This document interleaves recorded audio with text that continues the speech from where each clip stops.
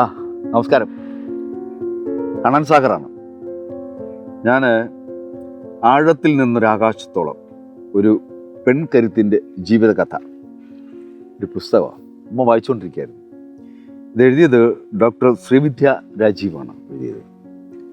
ഇത് ശരിക്കും പറഞ്ഞ ഒരു സ്ത്രീയുടെ അനുഭവകഥയാണ്. ബിജീസ് പി ബേബി എന്ന ഒരു സ്ത്രീയുടെ അവരുടെ സഹനത്തിൻ്റെ ജീവിതത്തിൻ്റെ കുറേ ഏടുകളിലുള്ള കുറേ കഥകളാണ് ഇതിൽ നിറച്ചിരിക്കുന്നത്. ശരിക്കും വായിച്ചപ്പോൾ നല്ലൊരു ഫീല്. അപ്പം ഞാൻ ഈ ഡോക്ടർ ശ്രീവിദ്യ രാജീവനെ ഒന്ന് പരിചയപ്പെടുത്താം. അദ്ദേഹത്തിൻ്റെ കൂടെ ഇപ്പോൾ വരാമെന്ന് പറഞ്ഞിട്ടുണ്ട്. ഒന്ന് പരിചയപ്പെടാം. ഞാൻ വെയിറ്റ് ചെയ്യാം.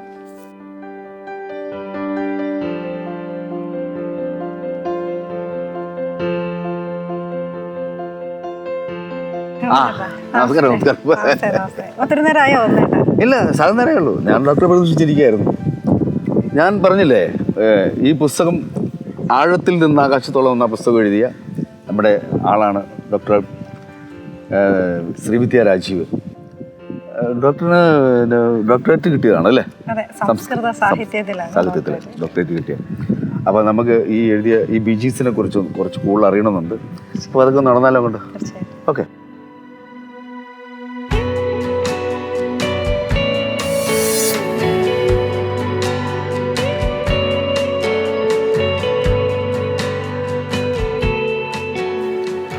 ഡോക്ടറെ, ഈ ബിജീസ് ബേബി എന്ന് പറഞ്ഞ അദ്ദേഹത്തെ എങ്ങനെയാണ് നിങ്ങൾ പരിചയപ്പെടുന്നത്? അത് നമുക്ക് ഈ ഓൺലൈൻ കാലത്തെ ഒരു വാട്സപ്പ് ഗ്രൂപ്പുകൾ നിറയുണ്ടല്ലോ, അതിലൊന്നുണ്ടായിരുന്നു ഒരു സ്കൂൾ ഓഫ് ലൈഫ് സ്കിൽ എന്ന് പറഞ്ഞിട്ട് ആലപ്പുഴ കേന്ദ്രീകരിച്ചുള്ള ഒരു ഗ്രൂപ്പാണ്. ഹസ്ബൻഡ് അതിനകത്തുണ്ടായിരുന്നു. ഇവര് തമ്മിൽ ഒരു പരിചയമായി. അത് കഴിഞ്ഞിട്ട് ഞാനിങ്ങനെ എഴുതുന്ന ഒരാളാണ്, നമുക്കൊരു സാഹിത്യവേദിയൊക്കെ ഉണ്ടല്ലോ, എഴുതുമെന്നൊക്കെ അറിഞ്ഞപ്പം ഇദ്ദേഹത്തിന്റെ ജീവിതകഥയൊന്ന് എഴുതാവോ എന്ന് ചോദിക്കുമായിരുന്നു. ഒരുപാട് നാൾ എടുത്തായിരുന്നു. പിന്നെ ഒരു വർഷത്തോളം കഥ കേട്ട് ആളിനെ ഞാൻ നേരിട്ടൊന്ന് പരിചയപ്പെട്ട് കൂടെ താമസിച്ച് ഒന്ന് പരിചയപ്പെട്ടതിന് ശേഷമാണ് ശരിക്കും എഴുതിയത്. ഒരു വർഷത്തോളം എടുത്തു. അത് ശരി. ഇത്ര സമയം കൊടുത്താ എഴുതിയത്. ഇദ്ദേഹത്തിന്റെ കഥ പറഞ്ഞു തുടങ്ങിയത് എങ്ങനെയായിരുന്നു? കുട്ടിക്കാലം മുതൽ ഉള്ളൊരു ചരിത്രത്തിൽ തുടങ്ങുകയായിരുന്നു. ജനിച്ച കാലം തൊട്ട് പറഞ്ഞു തുടങ്ങും.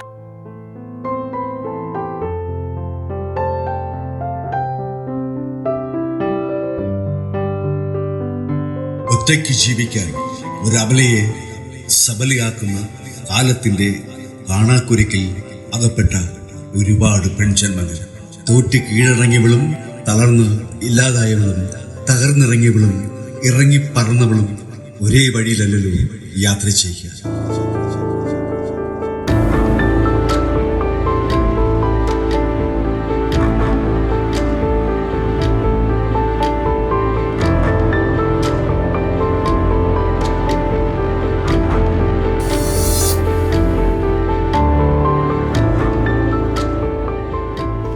ചെന്നൈയിലാണ് ഞാൻ LKG UKG ഒക്കെ പഠിച്ചത്.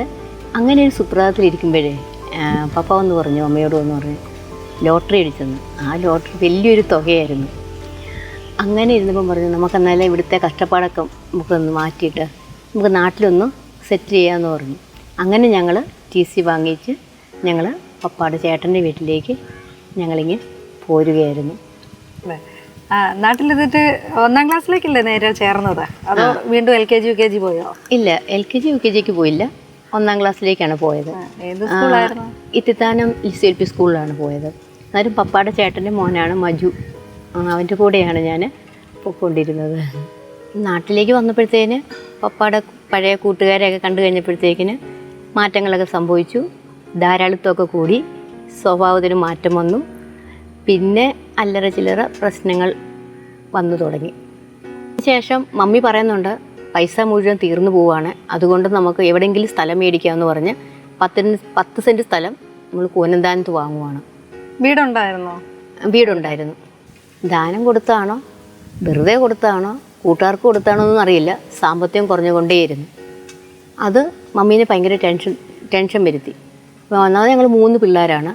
അപ്പോൾ അവരുടെ ബാക്കിയുള്ള കാര്യങ്ങൾക്കൊക്കെ എന്ത് ചെയ്യും എന്ന് വിചാരിച്ച് മമ്മിക്ക് പിന്നെ വേറൊരു ജോലിക്ക് പോകേണ്ട അവസ്ഥ വന്നു. മമ്മി ജോലിക്ക് പോകുമ്പോഴേ പിള്ളേരുടെ കാര്യം പിന്നെ ആരും നോക്കും? പപ്പയ്ക്ക് അത് പറ്റുമായിരുന്നോ? പപ്പായ്ക്ക് പറ്റില്ലായിരുന്നു. പപ്പായ്ക്ക് അസുഖം കൂടെ ഉണ്ടായിരുന്നു. അപ്പം പിന്നെ മമ്മിക്ക് പറ്റില്ലായിരുന്നു. അപ്പം ഞാനൊരു പെൺകുട്ടിയാണല്ലോ. അപ്പം എൻ്റെ സേഫ്റ്റിക്ക് വേണ്ടി മമ്മി പിന്നെ എൻ്റെ മഠത്തിൽ കൊണ്ട് ചേർത്തു. പിന്നെ 2 ആങ്ങളമാരാണല്ലോ. വീടിനടുത്തായിരുന്നോ മഠം? ആ, വീടിൻ്റെ അടുത്തായിരുന്നു മഠം. എന്നെ മഠത്തിൽ വിട്ടപ്പം മമ്മി സേഫ്റ്റിയാണ്, പക്ഷേ എനിക്ക് അത് ഭയങ്കരമായിട്ട് മുറിവ് ഏറ്റു. കാരണം ഞാൻ ഒറ്റപ്പെട്ടു എന്നൊരു തോന്നലാണ്. പപ്പായും മമ്മിയും ആങ്ങളമാരും വീട്ടിൽ, ഞാൻ മഠത്തിൽ പോയി. അതെന്നെ വല്ലാതെ മുറിവേൽപ്പിച്ചതാണ്. മഠത്തിൽ എങ്ങനെ ഉണ്ടായിരുന്നു? വേറെ കൂട്ടുകാരൊക്കെ ഉണ്ടായിരുന്നില്ലേ? ഇല്ല, മഠത്തിൽ കുട്ടികളായിട്ട് ആരും ഇല്ലായിരുന്നു. പിന്നെ അകത്തെ ജോലി ചെയ്യാൻ വേണ്ടി റോസ്മ എന്നൊരു ചേച്ചി ഉണ്ടായിരുന്നു. പിന്നെ ഞാനായിരുന്നു, പുറം പണിക്ക് ഞാനായിരുന്നു. അപ്പം പുറം പണി എന്ന് പറയുമ്പോൾ പശുവിൻ്റെ കാര്യം ഉണ്ടായിരുന്നു, പുല്ല് പറിക്കണമായിരുന്നു, മുറ്റം തൂക്കണമായിരുന്നു. അങ്ങനെ നല്ലൊരു ജോലി ചെയ്തിട്ട് വേണമായിരുന്നു എനിക്ക് സ്കൂളിലേക്ക് പോകണമായിരുന്നു. 5ാം ക്ലാസ്സിലല്ലേ ഇപ്പോൾ പഠിക്കുന്നുണ്ടായിരുന്നത്? 5ാം ക്ലാസ്സിൽ പണിയൊക്കെ ചെയ്തിട്ട് പഠിക്കാനുള്ള ഒരു അവസ്ഥ ഉണ്ടായിരുന്നോ? അന്നത്തെ പണിയെന്ന് പറഞ്ഞാൽ 2 പശു ഉണ്ടായിരുന്നു. അപ്പം പശുവിനെ കുളിപ്പിക്കണം, ചാണകം വാരണം, കൂട് കഴുകണം. അതിനുശേഷം മിറ്റം എല്ലാം തൂത്ത് അരിയിട്ടിട്ട് വേണം പിന്നെ സ്കൂളിലേക്ക് പോകാനായിട്ട്. സ്കൂളിൽ ഞങ്ങൾക്ക് ഒത്തിരി അവിടെ നിന്ന് നടന്നാണ് പോകേണ്ടത്. അപ്പോൾ അത് രാവിലെ എണീക്കേണ്ടി വരുമായിരുന്നു? അത് രാവിലെ തന്നെ എഴുന്നേക്കണമായിരുന്നു. പിന്നെ പ്രാർത്ഥനയുണ്ട്, എഴുന്നേറ്റ് വന്നു കഴിഞ്ഞാൽ പ്രാർത്ഥന കഴിഞ്ഞിട്ട് വേണം പുറത്തെ പണികളെല്ലാം ചെയ്യാനായിട്ട്. പിന്നെ അത് അവിടെ ഒരു സിസ്റ്റർ വന്നത്, സിസ്റ്റർ ആൻസിറ്റ എന്നാണ് പേര്.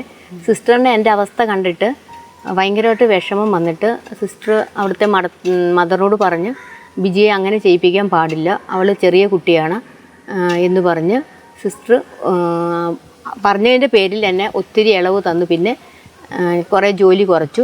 പിന്നെ സിസ്റ്റർ എനിക്ക് അന്ന് ഒരു പാവാടയും ബ്ലൗസും സിസ്റ്ററിന് തുണി എടുത്തുകൊണ്ട് വന്ന് തയ്ച്ചു. അതിൻ്റെ കളർ ഇപ്പോഴും ഞാൻ ഓർക്കുന്നുണ്ട്. പച്ചയിൽ ഡോട്ടുള്ളായിരുന്നു, പിന്നെ മാമ്പഴ മഞ്ച ബ്ലൗസായിരുന്നു. സിസ്റ്റർ തന്നെ എനിക്ക് തയ്ച്ചു തരുമായിരുന്നു. സിസ്റ്റർ ഭയങ്കര കാര്യമായിരുന്നു എന്നോട്. പഠിപ്പിക്കുകയൊക്കെ ചെയ്യും? എന്നെ പഠിപ്പിക്കുമായിരുന്നു. സിസ്റ്റർ കുറച്ച് നാളത്തേന് അവിടെ വന്നത്. സിസ്റ്റർ പിന്നെ പോയി. പിന്നെ സിസ്റ്റർ പോയപ്പം പിന്നെ എനിക്ക് ഭയങ്കര സങ്കടമായി. എനിക്കൊരു താങ്ങും തണലും സിസ്റ്ററും ആയിരുന്നു. പിന്നെ അതിന് ശേഷം ഞാൻ ഒറ്റയ്ക്ക് ഇങ്ങനെ ഇരിക്കുമ്പം എനിക്ക് ആരും ഇല്ലല്ലോ എന്നൊരു തോന്നൽ എൻ്റെ മനസ്സിനെ മുറിവേൽപ്പിക്കാൻ തുടങ്ങി. അപ്പോൾ ഞാൻ പോയി, ചാപ്പലുണ്ട്, ചാപ്പലിൽ തന്നെ പോയിരുന്ന് കരയുമായിരുന്നു. ഈശോയോട് ഞാൻ പറയുമായിരുന്നു, എനിക്ക് ആരും ഇല്ല, നീ മാത്രമേ എനിക്ക് കൂട്ടുള്ളൂ, ഞാൻ ഒറ്റയാണ്, എനിക്ക് അച്ഛനും അമ്മയും ഉണ്ടായിട്ട് ഞാൻ ഒറ്റയ്ക്കാണ് ഇവിടെ എന്ന് പറഞ്ഞ് ഈശോയോട് ഞാൻ എപ്പോഴും കരയുമായിരുന്നു. ആ ഒരു സുപ്രഭാതത്തിലാണ് മമ്മി വരുന്നുണ്ട്, മഠത്തിലേക്ക് വന്നു. അപ്പോൾ ഞാൻ ഓടിച്ചെന്ന് മമ്മിയെ അങ്ങ് കെട്ടിപ്പിടിച്ചിട്ട് പറഞ്ഞു, മമ്മി ഞാനും വരുവാ, ഞാനിവിടെ നിൽക്കുന്നില്ല എന്ന് പറഞ്ഞു. അപ്പം മമ്മി പറഞ്ഞു, മോളെ നീ ഇവിടെ നിൽക്കുക, നമ്മുടെ സാഹചര്യം അങ്ങനെയാണ്, അതുകൊണ്ട് മോള് വീട്ടിലേക്ക് വരണ്ട എന്ന് പറഞ്ഞ് അവിടെ നിന്നു. മമ്മി അങ്ങ് പോയി. ഞാൻ മമ്മിയെ ഇങ്ങനെ എന്തോ എനിക്ക് പോകാൻ പറ്റിയില്ലല്ലോ എന്നുള്ള ഒരു വിഷമത്തിൽ ഞാനിങ്ങനെ അങ്ങ് വിഷമിച്ചിങ്ങനെ നീങ്ങുന്നു. അത്രയും കരഞ്ഞിട്ടും മമ്മി കൊണ്ടുപോയില്ലാത്തവണയല്ലേ? ഇല്ല, കൊണ്ടുപോയി. എന്തായിരിക്കും കൊണ്ടുപോകായിരുന്നു? മമ്മി ഇടയ്ക്കിടയ്ക്ക് വരുന്നുണ്ട്, കൊണ്ടുപോകാമെന്ന് പറയും, പക്ഷെ അങ്ങനെ കൊണ്ടുപോകുന്നില്ല. ലാസ്റ്റ് ദിവസം വന്നപ്പോഴത്തേക്കും ഞാൻ ഭയങ്കരമായിട്ട് കരഞ്ഞു, എന്നെ കൊണ്ടുപോകണം എന്ന് പറഞ്ഞ്. കരച്ചിൽ നിർത്തിയതേ ഇല്ല. മമ്മി പക്ഷെ പോയി, പക്ഷെ മദർ ഇത് കണ്ടുകൊണ്ടിരിക്കുക, ഞാൻ ഈ കരഞ്ഞുകൊണ്ടിരിക്കുന്നത്. ലാസ്റ്റ് മദർ വിളിച്ചു പറഞ്ഞു, തങ്കമ്മേ വന്നു വിജയെ കൊണ്ടുപോക്കോ, അവൾ ഭയങ്കര കരച്ചില്ലാന്ന് പറഞ്ഞു. അങ്ങനെ മമ്മി വന്ന് എന്നെ കൊണ്ടുപോയി.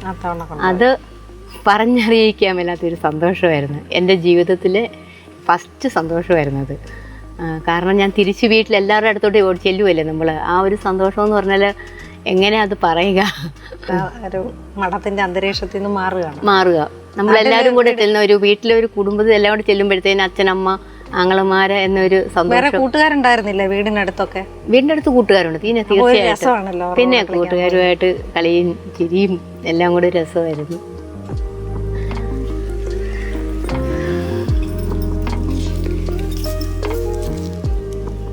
പിന്നെ അനാഥാലയത്തിൽ പോകേണ്ടി വന്നോ? വന്നായിരുന്നു. പിന്നെ 10ാം ക്ലാസ്സിലായപ്പോഴത്തേന് പോകേണ്ടി വന്നു. അപ്പോൾ സങ്കടം തോന്നിയില്ലേ? അന്നേരം സങ്കടം തോന്നിയില്ല. ഇല്ല, അന്ന് ഞാൻ കരഞ്ഞില്ല. കാരണം പ്രശ്നങ്ങളെയൊക്കെ അതിജീവിക്കാനുള്ള ഒക്കെ മനസ്സിലായി, പ്രാരാബ്ദങ്ങളെയൊക്കെ മനസ്സിലാക്കാനുള്ള പ്രായമായി. അതുകൊണ്ട് ഞാൻ അതിനെ അതിജീവിച്ചു. പിന്നെ അവർക്കാർക്കും ഒരു ബുദ്ധിമുട്ടാകണ്ട എന്ന് വെച്ച് ഞാനവിടെ നിന്നു. 10ാം ക്ലാസ് ആദ്യത്തെ തവണ തന്നെ ജയിച്ചില്ലേ? ജയിച്ചായിരുന്നു. പിന്നെ നമ്മള് കോളേജ് ജീവിതമായിരുന്നു. അന്ന് PDC ആണല്ലോ. അപ്പൊ യുദീപ്തിയാണ് ഇപ്പൊ അതുപോലെ മീഡിയ വില്ലേജ് എന്നറിയപ്പെടുന്നത്. നമ്മുടെ ശരിക്കും ജീവിതത്തിന്റെ മറക്കാനാവാത്ത സംഭവങ്ങളൊക്കെ കോളേജ് ലൈഫ് നല്ലൊരു അടിപൊളി ലൈഫായിരുന്നു. അന്ന് നമുക്കറിയാമല്ലോ കുറേ പേരിങ്ങനെ കുറേ വരും. പക്ഷെ ഞാൻ അതിനൊന്നും പോകാൻ വലിയ താല്പര്യമില്ല. എനിക്ക് പഠിക്കാനായിരുന്നു താല്പര്യം. പ്രണയത്തിനോടൊന്നും അഭിപ്രായമില്ലേ? ഇല്ല, അങ്ങനെ താല്പര്യമില്ലായിരുന്നു. എനിക്കന്ന് പഠിക്കണം. പക്ഷെ പ്രണയിക്കുവാണെങ്കിൽ പ്രണയിച്ച വ്യക്തിയെ കല്യാണം കഴിക്കത്തില്ലെന്ന് വിചാരത്തില്ലായിരുന്നു. പക്ഷെ അങ്ങനെ ഒരു ആദർശം ഉണ്ടായിരുന്നു. പക്ഷേ എൻ്റെ ഒരു ഫോട്ടോ എന്നെ പ്രണയിച്ച ഒരു വ്യക്തിയുടെ കയ്യിൽ കിട്ടി. അതെങ്ങനെയാണ് കിട്ടിയെന്ന് അറിയില്ല. അന്വേഷിച്ചപ്പോഴാണ് ഞങ്ങളെല്ലാം അവിടെ ഒരു ഫോട്ടോ എടുക്കണമായിരുന്നു സ്റ്റുഡിയോയിലെ. അപ്പോൾ ആ സ്റ്റുഡിയോയിൽ പോയി ഫോട്ടോ വാങ്ങിച്ചതാണ്. പിന്നീടാണ് അറിഞ്ഞത്. പണ്ട് ഇതുപോലെ ക്യാമറകൾ മറ്റേ മൊബൈൽ ഫോണോ ഒന്നും ഇല്ലായിരുന്നു. പിന്നെ സ്റ്റുഡിയോ ആയിരുന്നു ശരണം. പിന്നെ ആ പ്രണയത്തിന് എന്നാ സംഭവിച്ചത്? അത് തുടർന്നോ? ഇല്ല, പ്രണയം നമുക്ക് പറ്റിയതല്ലല്ലോ. എനിക്കത് അത് ഉപേക്ഷിച്ച് ഞാൻ പിന്നെ PDC ജയിച്ചിട്ട് ഞാൻ PDC ജയിച്ചില്ല, ഞാൻ തോറ്റുപോയി. പക്ഷേ PDC പഠിക്കുന്നതിനിടയ്ക്ക് തന്നെ ഞാൻ പിള്ളേർക്ക് ട്യൂഷൻ എടുക്കും. അടുത്തുള്ള പിള്ളേരുണ്ടായിരുന്നു, കുഞ്ഞു പിള്ളേർ, അവർക്ക് ട്യൂഷൻ എടുക്കുന്നുണ്ടായിരുന്നു. പിന്നെ ഉച്ചവരെ ഉണ്ടായിരുന്നുള്ളൂ യുവദീപ്തി കോളേജിലെ. അത് കഴിഞ്ഞ് ടൈപ്പിംഗ് ഷോർട്ട് ഹാൻഡും പഠിക്കാൻ പോയി. അതിൻ്റെ ഇടയ്ക്ക് ശനിയാഴ്ചയൊക്കെ അവധി വരുമ്പോൾ അപ്പാടെ ചേട്ടൻ്റെ വീട്ടിൽ പോകും. അപ്പോൾ അവിടെ ഒരു മഠമുണ്ട്, തയ്യൽ പഠിക്കും. എനിക്കിങ്ങനെ എല്ലാം പഠിക്കണം എന്നൊരു ചിന്തയാണ്. അപ്പം തയ്യലും ഒരുമാതിരി പഠിച്ചു. പിന്നെ റിസൾട്ട് വരണമെങ്കിൽ കുറച്ച് താമസം ഉണ്ടല്ലോ. ആ സമയത്താണ് ഈ പരിപാടികളെല്ലാം നടത്തിയത്. അതിൻ്റെ ഇടയ്ക്ക് ഒരു മാസമോ 2 മാസമോ ഞാൻ കിറ്റക്സിൽ പോയായിരുന്നു. ഒരു കസിൻ പറഞ്ഞിട്ട്, കസിനും അവിടെ ഉണ്ടായിരുന്നു. അത് കുറേ കാലം പിന്നെ അങ്ങനെ തുടർന്നോ? കാരണം പഠിത്തം പകുതിക്ക് മുടങ്ങിയല്ലോ.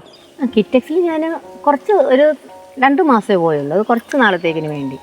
റിസൾട്ട് വന്ന് തോറ്റു കഴിഞ്ഞിട്ട് പിന്നെ എനിക്ക് പഠിക്കണമെന്നുണ്ട്. അപ്പം വേറെന്താ പഠിക്കുക? അപ്പം ഞാൻ ലാബറട്ടറി പഠിക്കാനായിട്ട് പോയി. നമ്മൾ ചങ്ങനാശ്ശേരി ബേബീസിലായിരുന്നു 1 വർഷത്തിൻ്റെ. അങ്ങനെ പഠിച്ചു. പഠിത്തം തീരാറായ സമയത്താണ് കല്യാണാലോചന വരുന്നത്. അതിൻ്റെ ഇടയ്ക്ക് തന്നെ ഞങ്ങളുടെ അയൽപക്കത്തുള്ള ആൾക്കാരൊക്കെ പപ്പാട് ചോദിച്ചായിരുന്നു കല്യാണം കഴിപ്പിച്ച് കൊടുക്കാമെന്നത്. അപ്പോൾ അന്നൊന്നും എനിക്കതിനോട് താല്പര്യമില്ലായിരുന്നു. പക്ഷേ ബ്രോക്കർ പറഞ്ഞ് കൊണ്ടുവന്ന് കല്യാണം ആലോചിച്ചുകൊണ്ട് വന്നു. ഞാൻ ലാബ് പഠിച്ചുകൊണ്ട് ഉച്ച സമയത്താണ് വന്നത്. ഞാൻ പോയിട്ട് വന്നപ്പോഴത്തേനാണ് പെണ്ണ് കാണാൻ വേണ്ടി വന്നു. നമ്മൾ കോളേജിൽ നിന്ന് വരുമ്പോൾ അവരവിടെ ഉണ്ട്. ലാബ് പഠിച്ചു. ആ ലാബിൻ്റെ ഉച്ചവരെ അതും ലാബുള്ളൂ. അപ്പോൾ ആ പഠിച്ചുകൊണ്ടിരുന്ന സമയത്ത് അപ്പം ബ്രോക്കർ പറഞ്ഞായിരുന്നു പെണ്ണ് കാണാൻ വരുമെന്ന്. അപ്പം ഞാൻ ലാബ് കഴിഞ്ഞിട്ട് വന്ന സമയത്താണ് ചെറുക്കനും കൂട്ടുകാരനും കൂടെ വന്നത്. ഞാനിപ്പോഴും ഓർക്കുന്നു, പെപ്സിയാണ് അന്ന് കുടിക്കാൻ കൊടുത്തത്. ചായ അല്ലായിരുന്നു, ഉച്ച സമയത്ത് പെപ്സി ആയിരുന്നു കൊടുത്തത്. അപ്പം കൂട്ടുകാരനോട് കുറേ ക്വസ്റ്റ്യൻ ചോദിച്ചുകൊണ്ടിരിക്കുക. അപ്പം നമുക്ക് പെട്ടെന്ന് ഇങ്ങനെ ഇറങ്ങിയിട്ട് നമുക്ക് അങ്ങനെ നോക്കാൻ പറ്റില്ലല്ലോ. അപ്പോൾ ആ പുള്ളീനെ നോക്കി ഞാനിങ്ങനെ പറയുന്നു. ചെറുക്കൻ്റെ മുഖം ഞാൻ കണ്ടില്ല. കൂട്ടുകാരനാണോ കൂട്ടുകാരനെ സംസാരിച്ചുകൊണ്ടിരുന്നത്. അപ്പം പിന്നെ അത് കഴിഞ്ഞ് അങ്ങ് അവരിറങ്ങി. പക്ഷേ ചെറുക്കൻ്റെ ബാക്ക് വശമാണ് ഞാൻ കണ്ടത്. അപ്പം മമ്മിയുടെ ഒരു അപ്പാപ്പൻ്റെ മോനുണ്ട്, അവൻ്റെ പേര് ബിജു എന്നാണ്.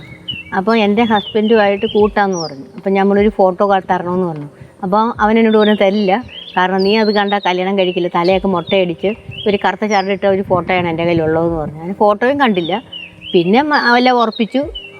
അവരുടെ വീട്ടുകാരൊക്കെ വന്നു, എന്നെ കണ്ടു. അതിനുശേഷം മനസ്സമ്മതം നടന്നു. മനസ്സമ്മതത്തിനാണ് ഞാൻ ശരിക്കും ചെറുക്കനെ കാണുന്നത്.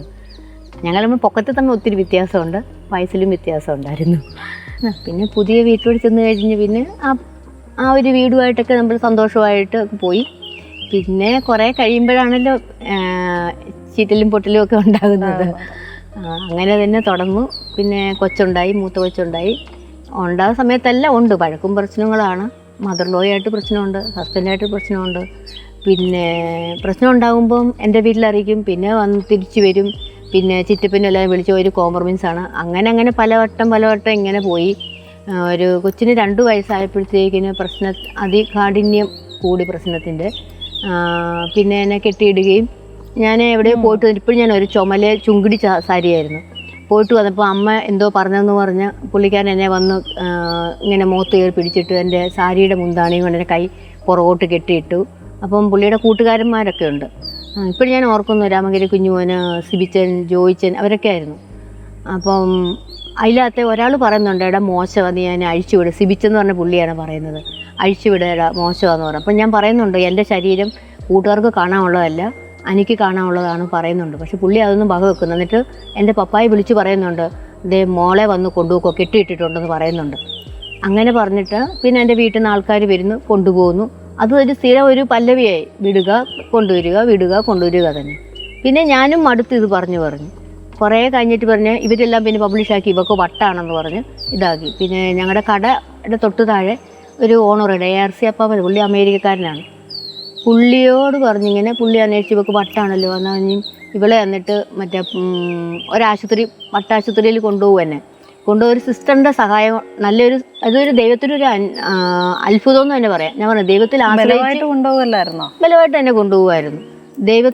ദൈവത്തിൽ കൂടുതൽ ആശ്രയിച്ചത് കൊണ്ട് ഒരിടത്തു നിന്നും ഒരു തിക്ത അനുഭവങ്ങൾ ഉണ്ടായെന്ന് പറയാൻ പറ്റില്ല. എല്ലായിടത്തും ആരെങ്കിലുമൊക്കെ വരും രക്ഷിക്കാനായിട്ട്. ഇപ്പോൾ ആ സിസ്റ്റർ തന്നെ ഒരു വലിയൊരു രക്ഷകനായിട്ടാണ് എനിക്ക് വന്നത്. സിസ്റ്റർ ടെസ്ലിൻ അന്ന് ഉണ്ടായിരുന്നത് കൊണ്ട് എന്നെ കറണ്ടടിക്കാൻ പറ്റിയില്ല. സിസ്റ്ററിൻ്റെ മഠത്തിലേക്ക് കൊണ്ടുപോയി കൗൺസിലിംഗ് നടത്തുന്നു, എന്നെയും നടത്തുന്നു, ഹസ്ബൻഡിനെ നടത്തുന്നു, മദർലോയെ നടത്തുന്നു. അങ്ങനെ ഞങ്ങളെ ഒരു വാടക വീട്ടിലേക്ക് മാറ്റുന്നു. എന്നിട്ടും പുള്ളി വാടക വീട്ടിലേക്ക് വൈകിട്ട് മാത്രമേ വരത്തുള്ളൂ. എൻ്റെ കൊച്ചിനെ അങ്ങ് കൊണ്ടുപോകും. ഒരു കൊച്ചേ ഉള്ളൂ, അവളെ അങ്ങ് കൊണ്ടുപോകും. അപ്പോൾ ആ ചേച്ചി എന്നിട്ട് പറയും, എന്തിനാ കൊച്ചിനെ, ബിജിക്കൊരു കൂട്ടാകത്തില്ല എന്ന് പറഞ്ഞാൽ പുള്ളി കൊച്ചിനെ അങ്ങ് കൊണ്ടുപോയിട്ട് അമ്മയുടെ അടുത്ത് കൊണ്ട് നിർത്തും. പുള്ളി ഉച്ചയ്ക്ക് അവിടെ നിന്നാണ് കൊണ്ടുവന്നതും. ഞാൻ ഒറ്റയ്ക്കാണ് വീട്ടിൽ, തൊട്ടപ്പുറം തന്നെ ഓണറും താമസിക്കുന്നുണ്ട്.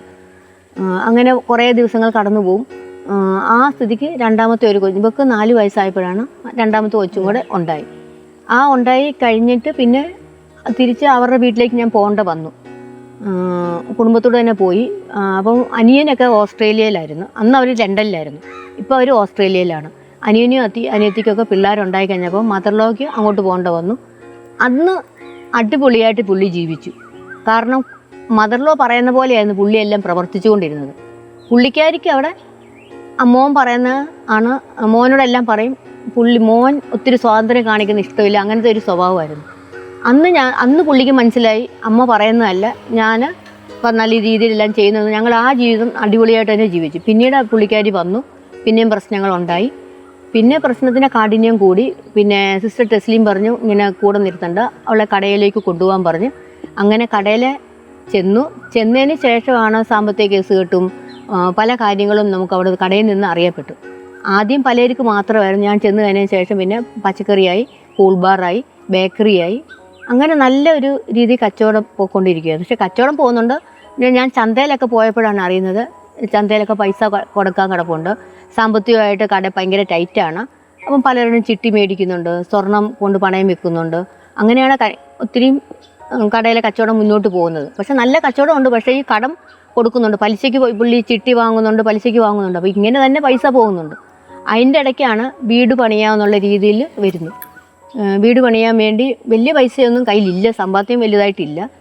ഞങ്ങളുടെ സ്ഥലം വന്നപ്പോഴത്തേന് റബ്ബർ തോട്ടമൊക്കെ ഉണ്ട്, പൊക്കമാണ്. അപ്പോൾ അത് കല്ലും മണ്ണൊക്കെ എടുത്ത് കുറേ പൈസ കിട്ടി. അനിയനും കുറേ പൈസ തന്നു. പുള്ളിക്ക് അവാർഡിൽ നിന്നും കുറേ എടുത്തു. എൻ്റെ ആങ്ങളയുടെ മദർലോയുടെ കയ്യിൽ നിന്ന് പലിശയ്ക്ക് പൈസ വാങ്ങിച്ചിട്ടുണ്ടായിരുന്നു. പുള്ളിക്കാരി വേറെ അവിടെ നിന്നൊക്കെ ഒത്തിരിയും പലിശയ്ക്കാണ് പൈസ എടുത്താണ് ഈ വീട് വെച്ചത്. അത് എല്ലാവർക്കും തന്നെ അറിയാം. എല്ലാവരും തന്നിപ്പം സേലത്തൊരു ചിറ്റപ്പുണ്ട്, ചിറ്റപ്പനറിയാം. അടുത്തൊരു ചിറ്റപ്പനുണ്ട്, വാക്കച്ചാച്ചൻ പറയും, പുള്ളിക്കറിയാം. പെങ്ങൾക്കറിയാം, എൻ്റെ പിള്ളേർക്കും അറിയാം എവിടെ നിന്നൊക്കെ പൈസ വാങ്ങിയിട്ടുണ്ടെന്ന കാര്യം. അപ്പോൾ ഈ പലിശ കൊടുത്താണ് നമ്മളിങ്ങനെ റോൾ ചെയ്ത് പോകുന്നത്. വലിയ വലിയ ആൾക്കാരുണ്ടല്ലോ, പൈസ ചോദിച്ചു കഴിയുമ്പം ചിലർക്ക് അറിയാമല്ലോ കുറച്ച് ഞരമ്പ് രോഗമുള്ളവർ. അപ്പം അതിന് വഴങ്ങിയില്ലെങ്കിൽ അവർ പൈസയും തരില്ല. അങ്ങനെ ഒരു സംഭവം ഉണ്ടായി. നമ്മുടെ കടയിൽ നാരങ്ങാവെള്ളം കുടിക്കാൻ വന്ന എൻ്റെ അപ്പൻ്റെ പ്രായമുള്ളതാണ്.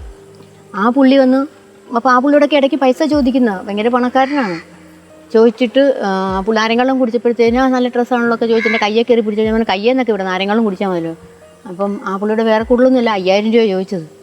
അത് കഴിഞ്ഞ് ചോദിച്ചപ്പോഴത്തേന് പൈസ തരില്ല എന്ന് പറഞ്ഞു. അതാണ് മനുഷ്യൻ്റെ കാര്യം. പറയുന്ന കാര്യങ്ങൾക്ക് അവർ പറയുന്ന പോലെ വഴങ്ങുവാണെങ്കിൽ പൈസയും കിട്ടും, അവർ നല്ലതുമായിരിക്കും. നമ്മൾ എതിർത്ത് കഴിയുമ്പോൾ അവർ കൊള്ളില്ലേ, പൈസയില്ലേ, പിന്നെ അവരെപ്പറ്റി അനാവശ്യം പറഞ്ഞേക്കുക. അതാണ് നമ്മുടെ ഈ ലോകം.